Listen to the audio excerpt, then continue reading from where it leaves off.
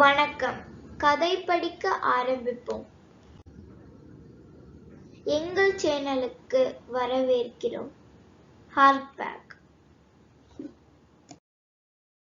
பறவை மற்றும் தேனீ. ஒருமுறை ஒரு பறவை தேனீயிடம் கேட்டது, தொடர்ச்சியான கடின உழைப்புக்கு பிறகு நீங்கள் தேனை தயாரிக்கிறீர்கள். ஆனால் ஒரு மனிதன் தேனை திருடுகிறான். நீங்கள் வருத்தப்படவில்லையா? அப்போது தேனீ பதிலளித்தது, ஒருபோதும் இல்லை.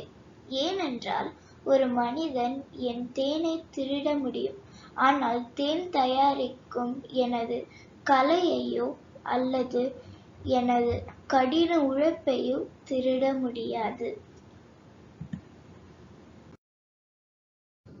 படிப்பினை: உங்களை நம்புங்கள். நன்றி. எங்கள் சேனலை லைக், ஷேர், சப்ஸ்கிரைப் செய்யுங்கள். ஹார்ட்பேக்.